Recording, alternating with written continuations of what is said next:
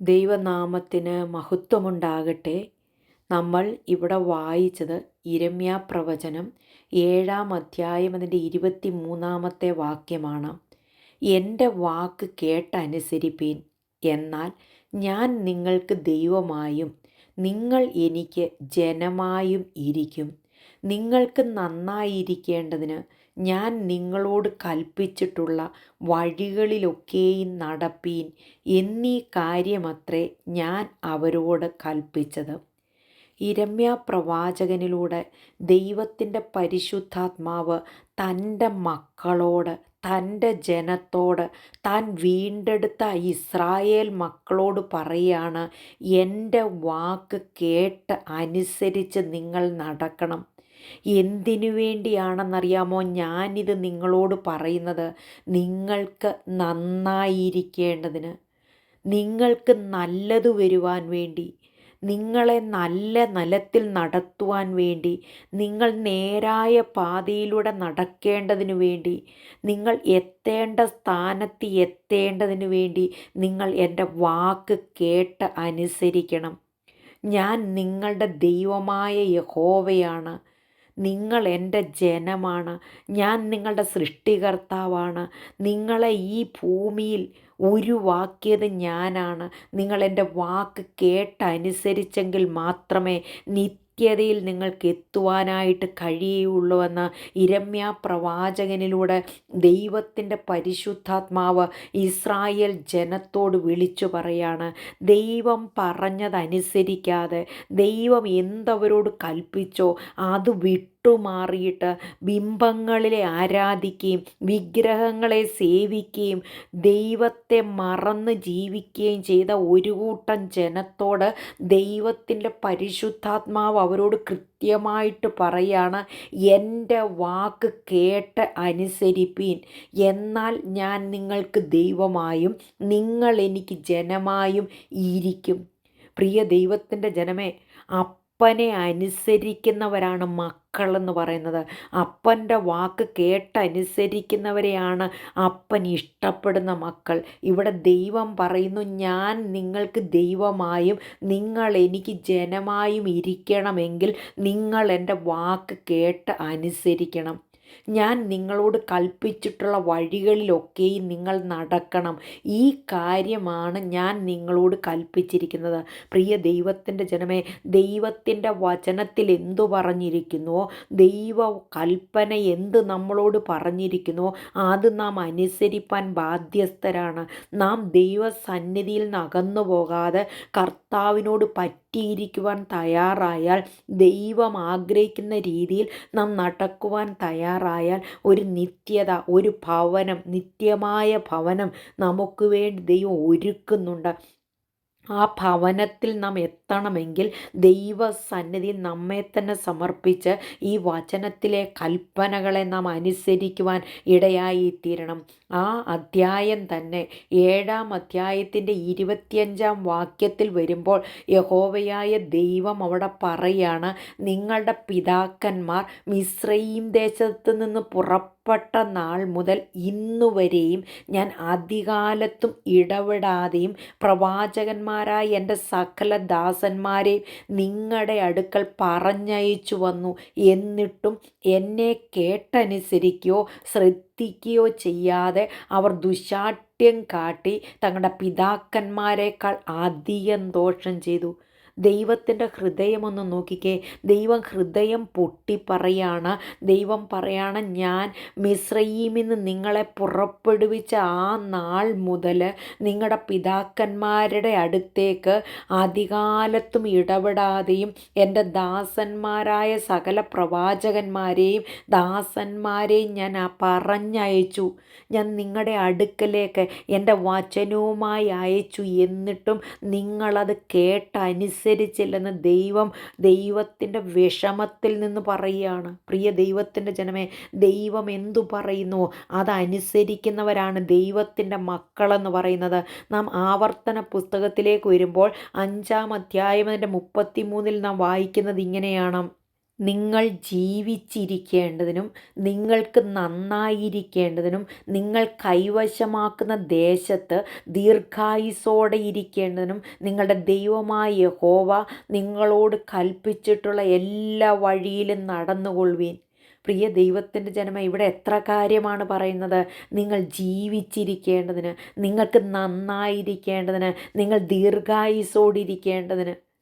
ഈ കാര്യം ദൈവം നമ്മോട് പറയുന്നത് നമ്മുടെ നന്മയ്ക്ക് വേണ്ടിയാണ്, നമ്മുടെ പ്രിയപ്പെട്ടവരുടെ നന്മയ്ക്ക് വേണ്ടിയാണ്, നമ്മുടെ തലമുറകളുടെ നന്മയ്ക്ക് വേണ്ടിയാണ്. ദൈവം പറയുന്നു, നിങ്ങൾ ജീവിച്ചിരിക്കേണ്ടതിനും നിങ്ങൾക്ക് നന്നായിരിക്കേണ്ടതിനും നിങ്ങൾ കൈവശമാക്കുന്ന ദേശത്ത് ദീർഘായുസ്സോടെ ഇരിക്കേണ്ടതിനും നിങ്ങളുടെ ദൈവമായ യഹോവ നിങ്ങളോട് കൽപ്പിച്ചിട്ടുള്ള എല്ലാ വഴിയിലും നടന്നുകൊള്ളുവീൻ. പ്രിയ ദൈവത്തിൻ്റെ ജനമേ, വചനമാണ് നമുക്ക് പ്രകാശമായിരിക്കുന്നത്, വചനമാണ് നമ്മുടെ കാലിന് ദീപമായിരിക്കുന്നത്. ആ വചനത്തിലൂടെ നാം നടക്കുവാൻ തയ്യാറായാൽ, വചനമെന്ന കണ്ണാടിയിലൂടെ നാം നോക്കി നടന്നാൽ, ദൈവമുഖത്തേക്ക് നാം നോക്കി ഓടുവാൻ തയ്യാറായാൽ നമുക്ക് നന്നായിരിക്കും, നമ്മുടെ തലമുറകൾക്ക് നന്നായിരിക്കും.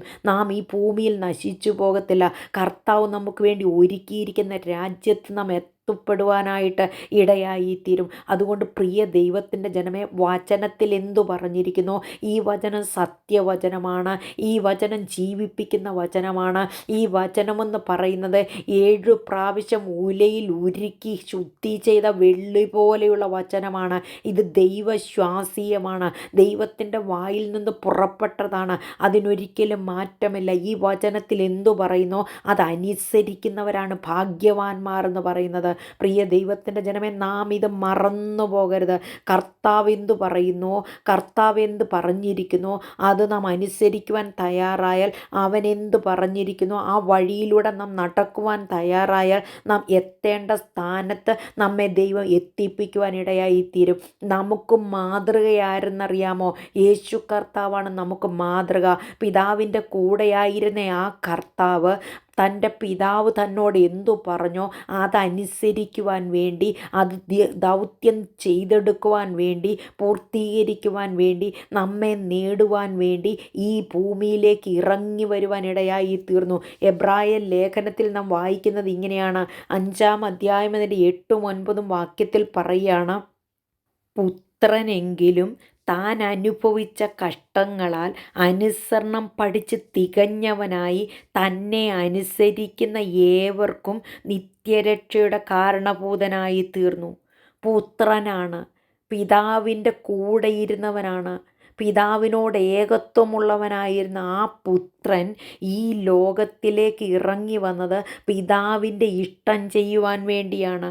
ഇവിടെ പറയുന്നു, പുത്രനെങ്കിലും താൻ അനുഭവിച്ച കഷ്ടങ്ങളാൽ അനുസരണം പഠിച്ച് തികഞ്ഞവനായി തന്നെ അനുസരിക്കുന്ന ഏവർക്കും നിത്യരക്ഷയുടെ കാരണഭൂതനായി തീർന്നു. ആ പിതാവിൻ്റെ ഇഷ്ടം അതുപടി അനുസരിച്ച ഒരു പുത്രനെയാണ് നമുക്കിവിടെ കാണുവാനായിട്ട് കഴിയുന്നത്.